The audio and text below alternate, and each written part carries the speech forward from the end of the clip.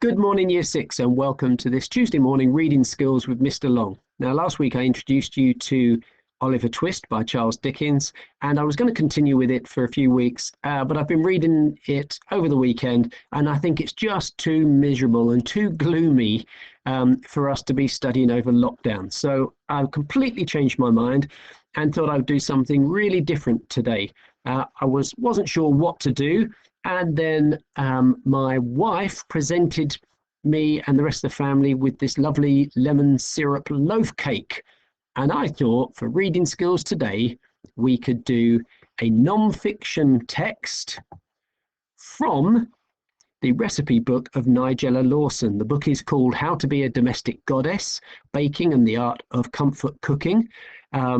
And I have to say, I'm not a big fan of the title because it does somehow, in a sort of sexist way, suggest that that if you want to do baking, it's something for women to do. And of course, we know that's not true. And lots of us love baking and cooking. And so we'll ignore the title, but know that Nigella Lawson is a very famous TV cook personality and written a lot of excellent books. And we use a lot of her recipes in my house. So this is the recipe. You might also notice that this is straight out of our cookbook, and there's sort of bits of splashes of icing sugar and bits of yummy food over it.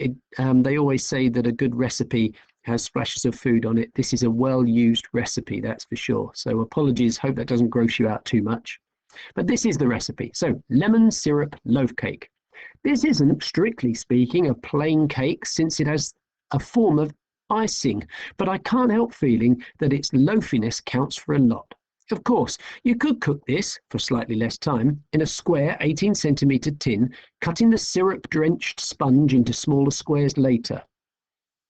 For the cake, 125 grams of unsalted butter, 175 grams of caster sugar, 2 large eggs, zest of 1 lemon, 175 grams of self-raising flour, pinch of salt, 4 tablespoons of milk, a 23 by 13 by 7 centimetre loaf tin buttered and lined.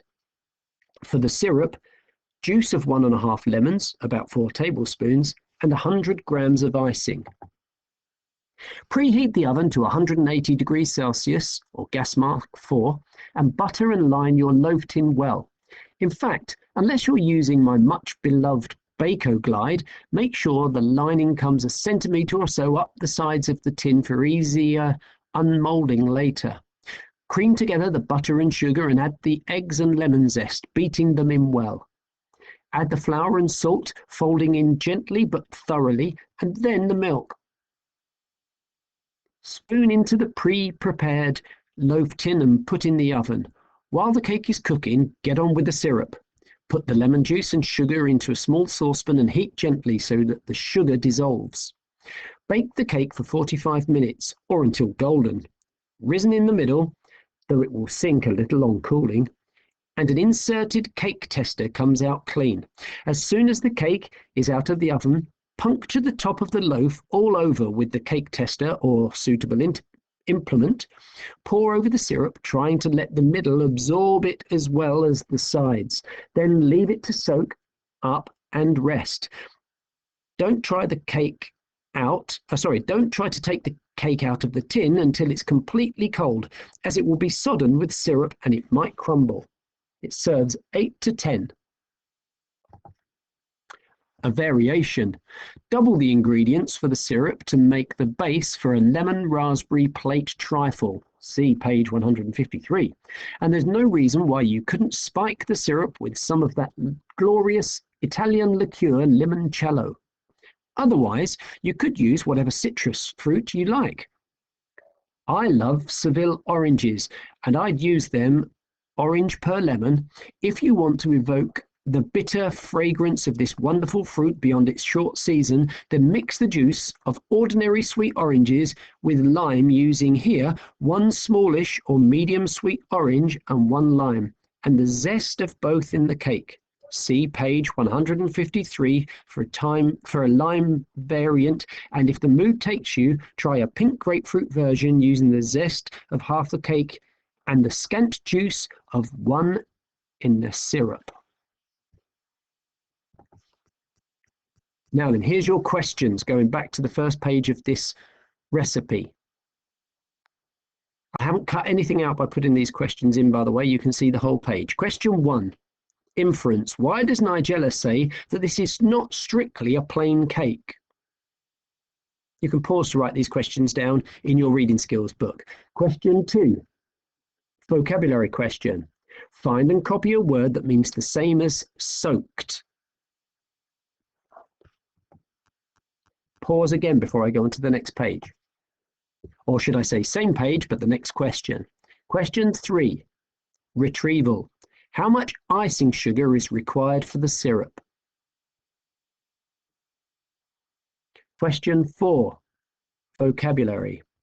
What does the word zest mean? Question 5. How hot does the oven have to be?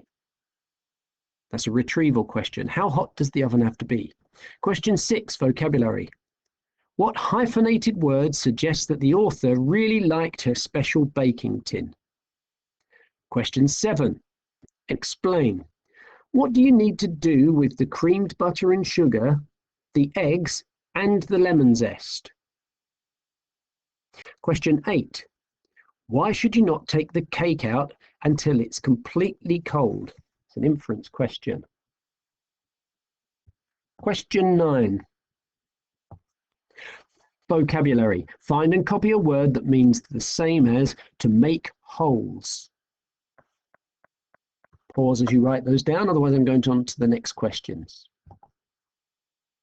Question 10 from the variations section of this recipe. Retrieval. What is limoncello? Question 11. Retrieval. What other citrus fruits can you use to make an alternative to lemon? And finally, question 12. Vocabulary. Find and copy a word which means barely enough or very little. Pause now, and I'll go through the answers in a moment. So let's go to the answers. Question 1. Why does Nigella say it's not strictly a plain cake? She says it's not strictly a plain cake since, which is the same as because, it has a form of icing. So there's your answer. Let's underline these in red, shall we? It's not strictly a plain cake because it has a form of icing.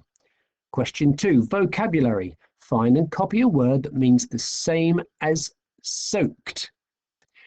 Well, she talks here about cutting the syrup-drenched sponge, and that means the same as, of course, you could practice this by, or see if this works, by putting the word soaked in place of the word you think it might be. So find a word you don't know or don't recognize. Perhaps you wouldn't recognize loafiness. You could try it in there. But I can't help feeling that it's soaked counts for a lot. That doesn't make sense. Or you might not know what the word drenched means. And if you said cutting the syrup-soaked sponge into smaller squares, that does make sense. So the word we're looking for is drenched. It's a good reading skill tip there. Find a word that you don't recognize and see if you can replace it with the word you're being asked to find. Next, retrieval. How much icing sugar is required?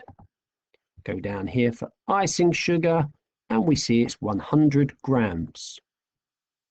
What does the word zest mean? It's used a lot in this recipe and it says the zest of a lemon.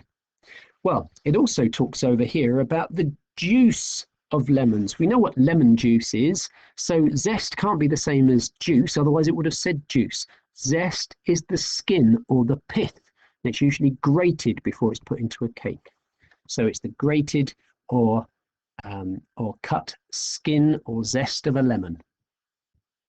However you've worded that is fine. Question 5. How hot does the oven have to be? That's a retrieval question. It needs to be 180 degrees Celsius. So 180 degrees C. Vocabulary. What hyphenated word suggests that the author really liked her special baking tin?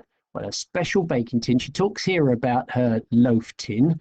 And in fact, unless you're using my much beloved Baker Glide, so Baker Glide must be the name of a special tin. And the word that suggests she really liked it, much beloved. She loves it that much. Next question, question 7. Explain. What do you need to do with the creamed butter and sugar, the eggs and the lemon zest? Well, it says here, cream together the butter and the sugar, add the eggs and the lemon zest, beating them in well. So our answer, what do you have to do to them, is beat them in well. Question 8. Inference. Why should you not take the cake out until it's completely cold? This is also a bit of a retrieval, really, depending on how you interpret it. But if we get all the way down to the bottom of this page, it says, don't try to take the cake out of the tin until it's completely cold. So the question asks for completely cold. I'd skim and scan until I find the words completely cold. The reason why, as it will be sodden with syrup and it might crumble. So you could have either of those. You could say because it will be sodden with syrup, or because it might crumble, or if you put both down, that would be absolutely perfect. And the final question on this page, find and copy a word that means the same as holes. Holes.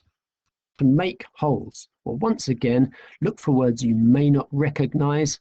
Unmolding is one you might not recognize, but it wouldn't quite make sense if you said make the lining come up centimetre or so up the sides of the tin to make it easier for making holes later. That wouldn't make sense. But if we look down here, we have puncture. Maybe some of you have had a bike with a puncture, or even a car with a punctured tyre.